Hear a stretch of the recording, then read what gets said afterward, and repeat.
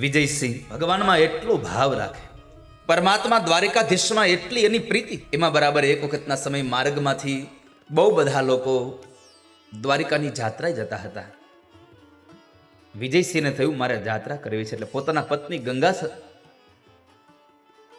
એમણે પોતાના પત્નીને પૂછ્યું કે બધા લોકો જાત્રાએ જાય છે, તમે કહો તો હું જાઉં? અરે જાવ ને, એમાં શું પૂછવા આવવાનું હતું? દ્વારકા જતા હોય તો જતા આવો તમે. આ વિજયસિંહ એટલે હું તમને કહું કે જેણે પોતાની આવરદાના અંતિમ ક્ષણ સુધી જેણે પરમાત્મામાં મન રાખ્યું એ બોડાણા, કે જે બોડાણાનું ગાડું હાકીને ભગવાન દ્વારિકાથી છેક ડાકોર ગયા હતા. પણ ક્યારે કે જ્યારે અવસ્થા પૂરી થવા આવી, છેક બોડાણા ડાકોરથી ચાલીને દ્વારિકા આવે, દ્વારિકાથી ચાલીને પાછા ડાકોર જાય. પણ જ્યારે ડાકોરથી આવે ને ત્યારે પોતાના હાથે વાવેલા એ તુલસીની માળા બનાવી અને ભગવાન ઠાકોરજી હાટું લઈને આવે. આ કૃષ્ણને તુલસીની માળા બહુ વાલી છે. પરમાત્માની એ તુલસીની માળા ધરે. વિજયસિંહ પોતે જાત્રામાં જાય છે, એટલા ભગવાનના ભાવથી ભજન કીર્તન ગાય કે એની સાથે ચાલનારા લોકો આનંદમાં અને આનંદમાં નાચા કરે, કૂદ્યા કરે. કેમ દ્વારિકા આવે એની ખબર ન પડે. પછી તો ભગવાન દ્વારિકાધીશનું એમને આપણી ભાષામાં કહીએ તો એક આમ લત લાગી ગઈ કે મને કૃષ્ણના દર્શન કરવા છે. અને આ સંસારમાં ટેવ પાડવી હોય ને તો ભગવાનના દર્શનની પાડજો, બાકી બીજી ટેવ પાડીને તો ટેવ તમને પાડી દે. યાદ રાખજો, પહેલા ટેવ આપણને પડે છે અને પછી ટેવ આપણને જ પાડી દે છે. ભગવાનના દર્શન કરવા માટે આવે, ભગવાનને તુલસીની માળાઓ આપે. જ્યારે બોડાણા ડાકોરથી આવી અને અહીંયા આવ્યા દ્વારિકામાં, ભગવાનને ભાત ભાતના હીરા મોતીના હાર જવેરા. આ તુલસીની માળાનું તમને એટલા માટે કહું છું કે બોડાણાએ પહેલી વાર ભગવાનના અંગ ઉપર આટલા બધા હીરા જવેરાતના હાર ઉપર તુલસીની માળા જોઈને ત્યારે એણે નક્કી કર્યું હતું કે દર વર્ષે મારા હાથથી વાવેલા એ તુલસીનું જતન કરી અને એ તુલસીનો ક્યારો લઈને અહીંયા આવવું અને અહીંયા આવી અને એ પાનને તોડી અને એમાંથી એક માળા બનાવીને મારા ઠાકોરજીને અર્પણ કરવી. ભગવાનને માળા અર્પણ કરે, પોતાના હાથે વાવેલા તુલસીઓ.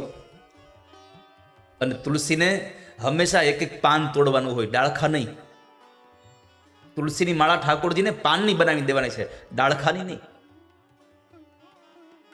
તુલસીની વાત આવી છે તો જરા તમને સાવધાન કરી દઉં. દેવી ભાગવતમાં લખ્યું છે કે એકાદશીના બીજા દિવસે એટલે કે દ્વાદશીના દિવસે જે તુલસી પત્ર તોડે છે એ તુલસી પત્ર નથી તોડતો, ભગવાન વિષ્ણુનું મસ્તક કાપે છે. બારસના દિવસે તુલસી પત્ર ન તોડશો, પૂનમના દિવસે તુલસી પત્ર ન તોડશો. તુલસી પત્રને તોડતા હોવ ત્યારે પહેલા સૌથી પહેલા માં તુલસીને વંદન કરવા, કારણ એ સતી વૃંદાનો અવતાર છે, સામાન્ય નથી એ. અને જેના ઘરમાં તુલસી હોય એ લોકોએ એક કાર્ય અવશ્ય કરવું કે તુલસીના ક્યારામાં હંમેશા શાલિગ્રામ રાખવા. તુલસીના ક્યારામાં હંમેશા શાલિગ્રામ મૂકવા. શાલિગ્રામ રાખ્યા વગરના તુલસી બહુ વધારે સમય તમારા ઘરમાં નહીં રોકાય, વનમાં જતા રહેશે. માટે શાલિગ્રામ અને તુલસીને ક્યારેય જુદા ન કરશો. તુલસીની માળા બનાવી અને ભગવાનને અર્પણ કરે છે. નિયમ કર્યો કે વર્ષો વર્ષ આવું. ઘરે આવીને વિજયસિંહે તુલસી વાવ્યા અને એ તુલસી મોટા થયા તો એની માળા બનાવવા માટે થઈ ભગવાનને તુલસી અર્પણ કરવા માટે પોતે ચાલીને આવે. અને આમ કરતા કરતા બોડાણાને 90 વર્ષ થયા છે. 90 વર્ષ થયા. હવે તો શરીર ચાલતું, હવે ધીમે ધીમે ચાલવાનું બંધ થઈ જાય છે. બોડાણા ડાકોરથી લઈ અને દ્વારિકા સુધી 70 વર્ષ આવ્યા. કેટલા વર્ષ? 70 વર્ષ સુધી તે દ્વારિકામાં આવ્યા છે. અને જ્યારે 90 વર્ષ થયા, પોતાની અશક્તિનો એક કરાર ભગવાન દ્વારિકાધીશના મંદિરમાં આવીને કીધું કે હે ઠાકોરજી, હવે શરીર નથી ચાલતું, હવે કદાચ અવાય ન અવાય ખબર નથી, ભગવાન દ્વારિકાધીશની સામે ઊભા ઊભા બોડાણા આંખમાંથી આંસુડા પાડીને એટલું કહે છે, ભગવાન આ 70 વર્ષ અહીંયા આવવામાં એટલો આનંદ થતો હતો ને કે તમને મળવાનું હતું, પણ હવે કદાચ આ શરીર નથી ચાલતું તો મનમાં વિચારીએ કે હવે દ્વારિકા નહીં અવાય તો આંખ રડી પડે છે. તમને મળવા નહીં અવાય તો મારી આંખ રડી પડે છે, પણ બસ મારી પ્રાર્થના એટલી છે, હે ઠાકોરજી, કદાચ તારો બોડાણા હવે તારી પાસે ન આવી શકે તો પ્રભુ મારો સમય તમે સાચવી લેજો હો, મારો સમય તમે સાચવજો.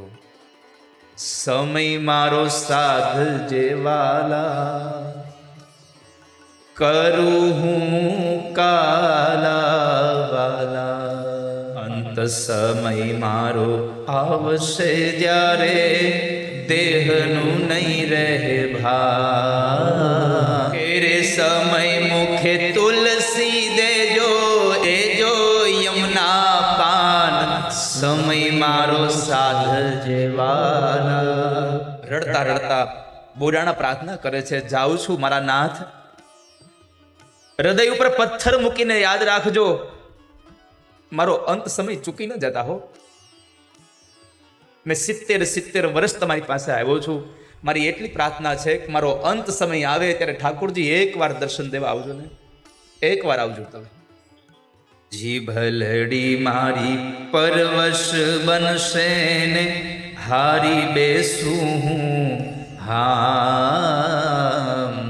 એરે સમય મારી વારે ચડીને રાખજે તારું નામ, સમય મારો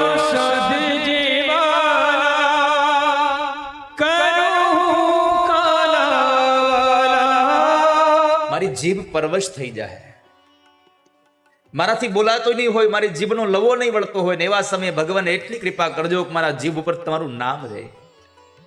અને છેલ્લી પ્રાર્થના એટલી છે, કંઠ રૂંધાશે નાડીઓ તૂટે તૂટશે જીવન દોર, એરે ટાણે મારા અલબેલાજી કરશે બંસી શોર, સમય મારો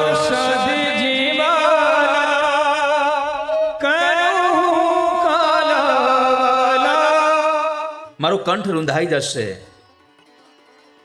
મારા જીવનની દોરીઓ તૂટી જશે, પણ એવા સમયે હે ઠાકોરજી એકવાર વાંસળીનો નાદ સંભળાવજો.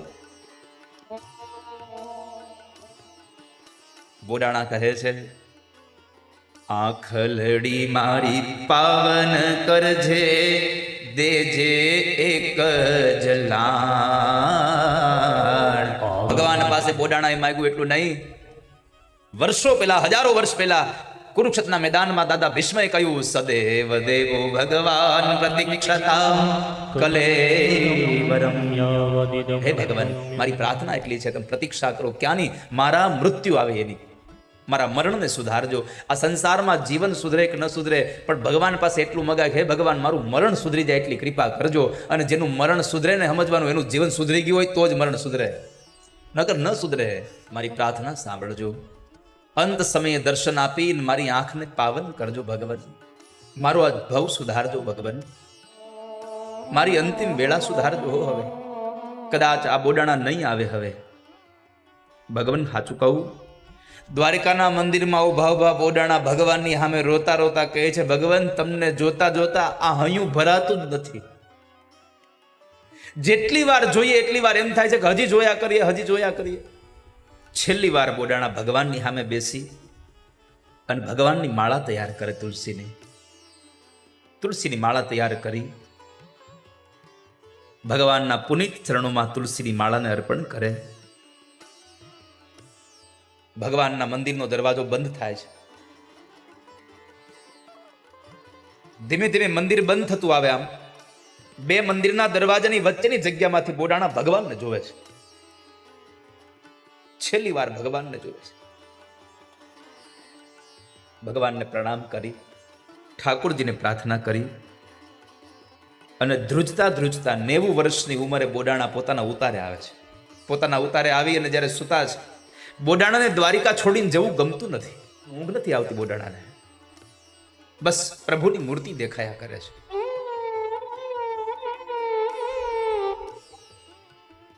અંતે ભગવાને લીલા કરી.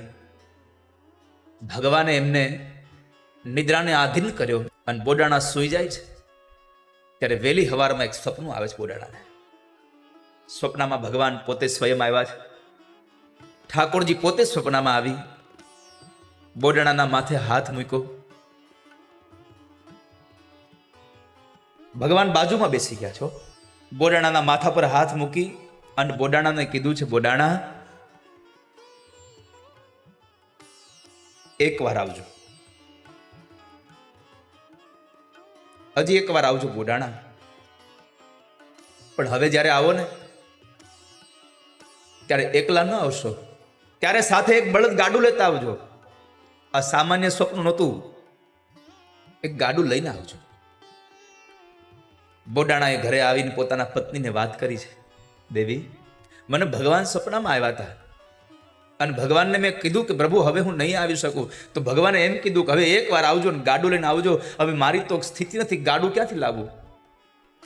બોડાણાએ આજુબાજુમાંથી પડોશમાંથી કોઈના બળદ માગ્યા, કોઈનું ગાડું માગ્યું અને માગ્યા બળદે બોડાણા એક વખત ફરી વાર ભગવાનને મળવા માટે આવે છે. તુલસીનો ક્યારો લઈ અને પ્રભુના ચરણારવિંદમાં તુલસીની માળા અર્પણ કરવા માટે બોડાણા આવે. ભક્તોએ, કવિઓએ, સંતોએ લખ્યું છે કે બોડાણા જ્યારે માગ્યું બળદગાડું લઈને આવે છે ને ત્યારે આવ્યો ત્યારે બળદગાડું બોડાણા અહીંયા હાંક્યું હતું, પણ ગયા ત્યારે મારા ઠાકોરજી કૃષ્ણએ ગાડું હકાવીને દ્વારિકા ગયા છે. અંદર સુવાડી દીધા બોડાણાને. આ કથા મારે એટલા માટે તમને કહેવી હતી. આ સંસારમાં એક તો એવો વ્યક્તિ બતાવો જેની પ્રાર્થના મારા કૃષ્ણે સાંભળી ન હોય. એક તો એવો બતાવો જેની ભગવાને પ્રાર્થનાને સમજ્યા ન હોય. જો કૃષ્ણ દ્વારિકાથી છેક ડાકોર જવા તૈયાર થતા હોય તો દ્વારિકાવાળો કૃષ્ણ ત્યાં બેઠો બેઠો તમારી ઈચ્છાઓ સંપન્ન કરે. એના માટે તમારો ભાવ હોવો જોઈએ. સંસારના કામને છોડી દો થોડી વાર. આપણા સગા ભાઈની ઘરે દીકરાના લગ્ન હોય અને આમંત્રણ પત્રિકા આવે તો જવાય, પણ દુશ્મનની ઘરે ભગવાનની કથા હોય ને આમંત્રણ પત્રિકા ન આવે ને તોય જઈને છેલ્લે બેસી જવું. ભગવાનની કથા માટે બી જાવ, ભલે દુશ્મનની ઘરે કથા હોય. આવો સમય ન બગાડશો. આવો સમય પાછો ક્યારે આવશે નક્કી નહીં. ભગવાનની કથા ક્યારે મળશે નક્કી નહીં. અને આ ભગવાનની કથાથી આપણે ક્યારે મળશું એ નક્કી છે. આ સમય બગાડતા નહીં. અને જેણે સમય બગાડ્યો એનું જીવન બગડ્યું. આ સમય ગયો તો જીવન ગયું. આડોશી પાડોશીને બધાને લઈને કથામાં જવું, સત્સંગ કરવા બધાને જવું. એવું ન હોય કે આપણે સત્સંગમાં ન જવાનું હોય. બધાને સત્સંગમાં જવાય. ગામડાના એક અભણ બેન હતા ને, તો એ બરાબર કથામાં જતા હતા. તે બાજુમાં એક બેન ભણેલા ગણેલા રહેતા હતા, એ કામ કરતા હતા. એને કીધું કે હાલો કથામાં. તે ઓલા બેન જરા ભણેલા હતા, એને કીધું ના હું બીજી છું. એને ઇંગ્લિશમાં કીધું હું બીજી છું. આ ગામડાના બેન સમજ્યા આવડું, એ કે હું તમારા ભાઈને ત્રીજી છું, પણ કથામાં તો જવાય. કે રામના કામ માટે થઈ અને નીકળી જાઓ, રામની કથા માટે નીકળી જાઓ. અને જ્યારે જ્યારે આ સંસારમાં કોઈ પણ પરિસ્થિતિ આવે ત્યારે ભગવાનના નામની વીટી મોઢામાં મૂકી દો. પ્રભુ મુદ્રિકા મેલી મુખ માહી, જલ્દી લાંધી ગઈ અચરજ નાહી. જલ્દી લાંધી ગઈ અચરજ નાહી. આ સંસારમાં હે જીવ તું પ્રભુના દર્શન માટે આવ્યો જા. હે જીવ તું પ્રભુની પ્રાર્થના કરવા આવ્યો જા. ઈશ્વરની પ્રાર્થના કરતો.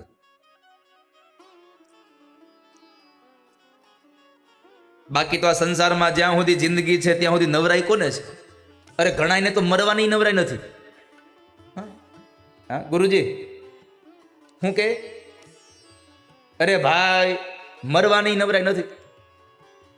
એ આવશે એટલે નવરો થઈ જવાનો છો. जब तक रहेगी जिंदगी फुर्सत न होगी काम से, कुछ वक्त तो ऐसा निकालो कि प्यार कर लो राम से. જિંદગી છે ત્યાં સુધી તને નવરાઈ નહીં મળે. નાનો હશે ત્યારે ભણવામાં જાહે, મોટો થશે ત્યારે વળી પાછો પરણીને પત્નીને આમથી તેમ ફેરવવામાં જાહે, પછી ઘર હકાવવા માટે થઈ અને પૈસા કમાવામાં, પછી છોકરાઓને ભણાવવામાં, એ છોકરો મોટો થાય તો એના લગ્ન કરવામાં તારો સમય જાહે. એ લગ્ન કરી લે તો વળી પાછો છોકરાને થોડીક મદદ કરવા હાટું કામ ધંધો કરીશ. આમ કરતો કરતો છેલ્લે મરી જઈશ પણ નવરું નહીં થતું. એટલે કહું છું, જબ તક રહેગી જિંદગી ફુરસત ન હોગી કામ સે, કુછ વક્ત તો એસા નિકાલો કે પ્યાર કર લો શામ સે.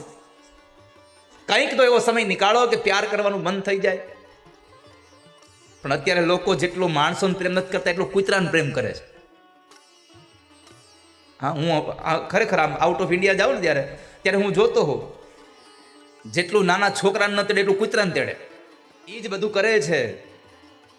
પૃથ્વી તણો પીંડો કર્યો રજ લાવતો ક્યાંથી હશે, અને જગ ચાક ફેરવનાર ઈ કુંભાર બેઠો ક્યાં હશે.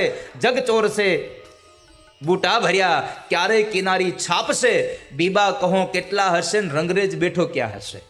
આ દુનિયાના જેટલા પણ માટલા બનાવે કુંભાર ક્યાં હશે? ઓલા કુંભારની વાત નથી કરતો હો, કે ચાકડા ઉપર એ માટીનો પીંડો મૂકે એને ચલાવે ને પછી એમાંથી માટલું બનાવે. એ કુંભાર નહીં. હું તો આ મંદિરમાં બેઠા એ કુંભારની વાત કરું છું કે મારા ને તમારા જેવા કેટલા માટલા બનાવ્યા એને. અને આ રંગરેજ કેવો, કોઈને એક સરખો રંગે ન આપ્યો, બધાને અલગ અલગ. અને સૌથી મોટી વાત તો એ છે કે બીબા કેટલા એની પાસે, કેટલા બીબા એની પાસે. હવે ખાલી એક વખત તમે કલ્પના કરો, એક જ બીબું હોત તો વિચારો તમે, બધાના મોઢા એક જ હરખા, તો કેવું થાત? મોટી રામાયણ ઊભી થાત. કોના ઘરે કોણ જોયું એ જ ખબર ન પડે. મારી પેલા કોક આવીને બેસી દે વ્યાસપીઠે તોય ખબર ન પડે. ઘણા ફાયદા ઘણા ગેરફાયદા. ઉઘરાણી કરવા કોક આવે ભાઈ પૈસા, એ હું નહીં, એ તો બીજો કોક. એમાંય બરાબર ઓફિસે ગયા હોય ને ઓફિસમાંથી વહેલા નીકળી અને બાળપણના મિત્રતા મળી જાય કોઈ ક્લાસમેટ, અને એની હારે ઊભા ઊભા પાણીપુરી કે ગુલ્ફી ખાતા હોય ને પત્ની જોઈ જાય તો કેટલો ફાયદો. એ હું ક્યાં હતો? હું તો ઓફિસમાં જ હતો. તો તમારા જેવું મને કોક લાગ્યું. બીબા કહું કેટલા હશે અને રંગરેજ બેઠો ક્યાં હશે. ભગવાને જેવું ઘાટ ઘડ્યો ને, જેવું બીબું બનાવ્યું ને, એવા જ પ્રમાણે ભગવાને ઈ બીબાને જેવો રંગ હારો લાગે એવો ભગવાને રંગ આપ્યો. પણ આપણને ભગવાને આપેલો રંગ ગમતો જ નથી. આપણે નવો રંગ કરવો પડે. પછી નવો રંગ જ્યારે ઉતરે તે ખબર પડે કે ઓહો હો આ તો બાઘડ બિલા જેવું થયું. હાલ હમણાં મેં સાંભળ્યું હતું આ ઓલું બ્યુટી પાર્લર કહેવાય ને, શું કહેવાય, બધા રિપેર થવા જાય. એક સાહિત્યકારે એને નામ આપ્યું એ કે એ બેનોનું ગેરેજ છે. એ કે કેમ જાણે 4 વ્હીલ ગાડી હોય ને એને રિપેર કરવા મૂકતા હતા. પણ મારે તો આ વાત સાથે એટલું કહેવું છે, રચા હે સૃષ્ટિ કો जिस प्रभु ने वही ये सृष्टि चला रहा है. પણ મહાભારત હું આજે વાંચતો હતો ને મને આ દ્રૌપદી માટે થઈને મને મળ્યું કે મારે મહાભારતમાં પ્રવેશ કરવો છે. અને જેના થકી મહાભારત આ ઊભું થયું આખું. દ્રૌપદી એટલું બોલ્યા હતા ખાલી કે અંધના અંધ હોય, ત્યાંથી આખું મહાભારત ઊભું થયું છે. મારે તમને એટલી સલાહ નથી આપી, મારે એટલું ખાલી સૂચન કરવું છે કે કઈ જગ્યાએ બોલવું અને ક્યાં મૌન રહેવું. આ બે આવડી જાય તો જીવનમાં કોઈ દિવસ કોઈ સારું બીજું કોઈ ખરાબ કામ ન થાય. જો દ્રૌપદીને ખબર પડી હોત કે મારે બોલાય નહીં અહીંયા, જો દ્રૌપદી મૌન રહ્યા હોત તો મહાભારત ન મળ્યું હોત, અને સીતાજી જો બોલ્યા હોત તો રામાયણ ન મળ્યું હોત કોઈ દિવસ. જ્યારે સીતાજીના પતિ રામને કૈકેયી દ્વારા 14 વર્ષનો વનવાસ દેવાય છે, ત્યારે 14 વર્ષના વનવાસના સમયે સીતાજી બોલ્યા હોત કે મારો પતિ જંગલમાં નહીં જાય તો રામાયણ ન મળ્યું હોત તમને મને. અને આજે અહીંયા મય દાનવે ઊભી કરેલી આ માયાવી નગરી ખાંડવ વનમાં ધૃતરાષ્ટ્રે દુર્યોધનને હસ્તિનાપુરનું રાજ્ય આપી દીધું, અને જંગલમાં હાવ છેવાડાનું ગામડું ખાંડવ વન પાંડવોને આપ્યું. પણ સાહેબ, હસ્તિનાપુર કરતા પણ મહાનગરી બનાવી, એવી નગરી બનાવી એ મય દાનવ પાસે કે હસ્તિનાપુરની તો આટી મારી જાય, આપણી ભાષામાં એનું ડાળિયું ન આવે એવી નગરી બનાવડાવી. કેમ? એ ખાંડવવનને સારામાં સારી નગરી બનાવી એનું એકમાત્ર કારણ હતું કૃષ્ણ સાથે હતા. પાંડવોને હારે ભગવાન કૃષ્ણ હતા. આ સંસારમાં જ્યાં ધર્મ હોય છે ત્યાં પ્રભુ હારે હોય છે. અને એ મહાભારતના એ સ્વયંવરમાં કૃષ્ણને પ્રેમ કરવો એટલા માટે ગમે છે. આ સંસારનો માણસ કદાચ કૃષ્ણને પ્રેમ કરે તો સ્વાર્થથી કરે, પણ કૃષ્ણ પ્રેમ કરે એમાં સ્વાર્થ ન હોય. હવે તમે અહીંયા જોજો, એક વરદાન અર્જુનને માગવાનું છે અને એક વરદાન ભગવાન કૃષ્ણ માગવાનું છે. પોતાના માટે જે વરદાન માગે ને એને મોઢું મળે છે. અર્જુનનો માગવાનો વારો ઇન્દ્ર પાસે આવ્યો એટલે ઇન્દ્રએ કહ્યું કે માગો. એટલે અર્જુને પેલું વેલું માગ્યું કે મને શસ્ત્ર બળ મળે, મને શસ્ત્ર બળ મળે, મને સારા શસ્ત્રો આપો. એટલે ઇન્દ્રએ કહ્યું કે શસ્ત્ર આપું પણ એક શરતે. શું? તમે તપ કરો, ભગવાન શંકરને પ્રસન્ન કરો, શંકર તમને શસ્ત્ર આપશે. મહાભારતમાં છે. અર્જુન પાસે જે પાશુપાત હતું એ ભગવાન શંકરે આપ્યું છે અને એ શંકરને પ્રસન્ન કરો. હવે ઇન્દ્ર પાસે માંગ્યું તો ઇન્દ્રએ તપ કરવાનું કીધું, તપથી શંકર પ્રસન્ન થાય પછી શસ્ત્ર મળે. પોતાના માટે જે માગે એને મોઢું મળે છે, પણ જ્યારે ભગવાન કૃષ્ણને કીધું કે હવે તમે માગી લો, ત્યારે કૃષ્ણે શું માગ્યું? પ્રીતિમ પાર્થેન શાશ્વતીમ.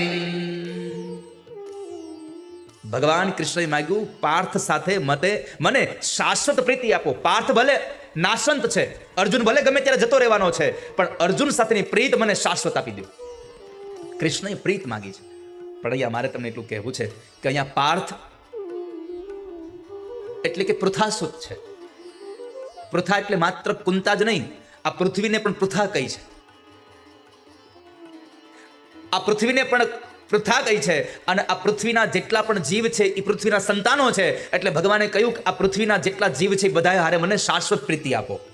કૃષ્ણ બધા જીવને પ્રેમ કરે છે, માત્ર અર્જુનને નહીં, બધાને. પ્રીતિમ પાર્થેન શાશ્વતીમ, મને બધા સાથે પ્રીત આપો. પણ અહીંયા સ્વયંવરમાં જ્યારે દ્રૌપદીથી પ્રવેશ કરે છે, જેનાથી આખું આ મહાભારત પ્રવેશ કરાયું છે. કેવો પ્રવેશ કરાયો? તો કહે છે વીર કાશ્યમ ઉપાદાય કાંચનમ સમલં કૃતમ અવતીર્ણા તતો રંગમ દ્રૌપદી ભરતર્ષભ.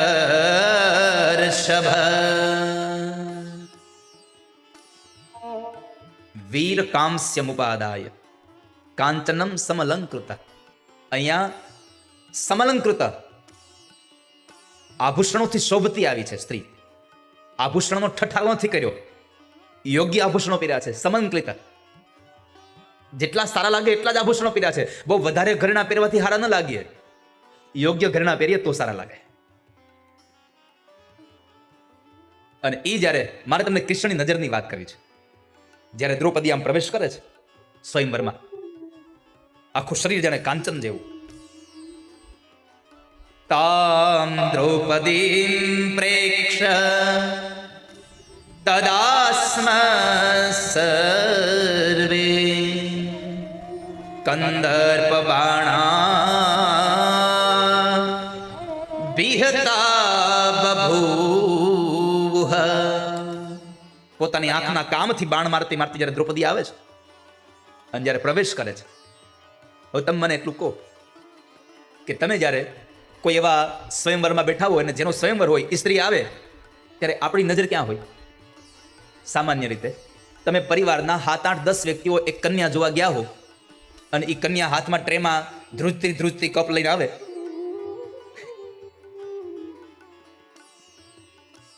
અને પહેલાના સમયમાં તો હતું જ, ગામડે જ્યારે કન્યા જોવા આવે ત્યારે કન્યાને સાડી પહેરવાની, તો પહેલી વખત સાડી પહેરી હોય, હાથમાં ટ્રે લઈને જાય ધ્રુજે થડ. વરાજો જ્યારે જોવા જાય ત્યારે કન્યા ધ્રુજે અને વરાજો પરણવા જાય ત્યારે વરાજો ધ્રુજે ધડ. હાથમાં ગજરો લઈને ધ્રુજતો હોય આખો. છોડો વાત. પણ જ્યારે તમે કન્યા જોવા ગયા હો અને બધા એકબીજા વાતો કરતા હોય, એમાં બરાબર કન્યા પોતે કોઈ સામગ્રી લઈને તમને પીરસવા માટે આવે, ત્યારે તમે 5 કે 15 જણા ગયા હોય, 15 જણાની નજર ક્યાં હોય? એકમાત્ર કન્યા સામે હોય ને. તો અહીંયા દ્રૌપદી માટે અનેક રાજવીઓ આવીને બેઠા છે બધા, અને એ રાજવીઓ જ્યારે બધા બેઠા છે એમાં કૃષ્ણ પણ બેઠા છે. ત્યારે બધાની નજર દ્રૌપદી સામે હતી, એક કૃષ્ણની નજર દ્રૌપદી સામે નહોતી. બધા દ્રૌપદીને જોતા હતા અને કૃષ્ણ જે દ્રૌપદીને જોતા હતા એ બધાને જોતા હતા. શું કામ? એને કૃષ્ણ વિચારતા હતા કે અહીંયા બધા છે તો મારા પાંડવો નહીં આવ્યા હોય? ભગવાન પાંડવો છે કે નહીં જોતા હતા. અને એમાં બ્રાહ્મણના વેશમાં રહેલા અર્જુનને ભગવાન જોઈ જાય છે. ઓહો, આવી રહ્યો. બાણોથી છવાઈ ગયેલા કંદર્પ એટલે કે કામ બાણથી ઘવાયેલા બધા જ લોકો રાજવીઓ દ્રૌપદીને જોવે અને એ સમયે કૃષ્ણ દ્રૌપદીને જોનારાઓને જોવે છે. દ્રષ્ટવા હિતાન મત ગજેન્દ્ર રૂપાન પંચાભિપદ્માનિવ વારણેન્દ્રાન ભસ્માવૃતાંગાનિવ વ્યવાહાન પાર્થાન પ્રદધ્યો સયદુ પ્રવીર. મહાભારતનો આદિ પર્વ એમ લખે છે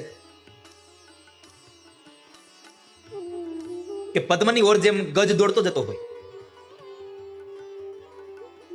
એમ દ્રૌપદી આવે છે, એને બધા જોઈ રહ્યા છે. અને એમાં બરાબર જેમ ઓલી રાખ દ્વારા અગ્નિ ઢંકાયેલો હોય, યજ્ઞકુંડમાં અગ્નિ પ્રજ્વલિત ન હોય ને પછી એમાં અંદરથી અંગારાઓ હોય જ, પણ એ અંગારા ઉપર રાખ પડી હોય એટલે કોઈને દેખાતો ન હોય.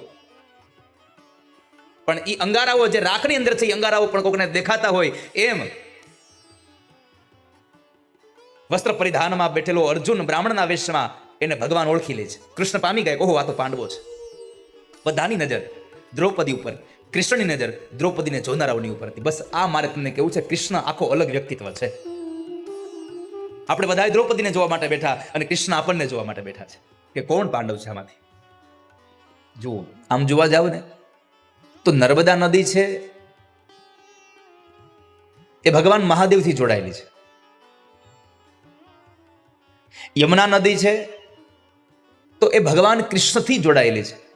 પણ ગંગા એક એવી છે, બ્રહ્મા, વિષ્ણુ અને મહેશ આ ત્રણેયથી જોડાયેલી છે. એકથી નહીં, ત્રણેયથી જોડાયેલી છે. તો આપણને થાય કે આ ત્રણેયથી જોડાયેલી છે કેવી રીતે? પેલું, બ્રહ્માના કમંડળમાંથી નીકળી. બ્રહ્માના કમંડળમાંથી જે જળ નીકળ્યું એમણે ભગવાન વિષ્ણુના ચરણનો અંગૂઠો ધોયો એટલે વિષ્ણુના ચરણથી જોડાયેલી છે. અને એ ગંગા જ્યારે ભગવાનના ચરણારવિંદમાંથી નીકળે છે અને એનો પ્રવાહ જ્યારે આ ધરતી પર આવે છે અને આ ધરતીને ફાડીને પાતાળમાં ન વહી જાય એટલે એ ગંગાને ભગવાન શિવે પોતાની જટામાં રાખી છે. તો બ્રહ્મા, વિષ્ણુ અને મહેશ આ ત્રણ દેવોથી જોડાયેલી એ પતિત પાવની ગંગા. એટલે કહ્યું કે ગંગામાં કોઈ સ્નાન કરવા જાય, ગંગાનું કોઈ પાન કરે અને ગંગાને ખાલી પ્રણામ કરે, વંદન કરે, દર્શન કરે તો એ માણસ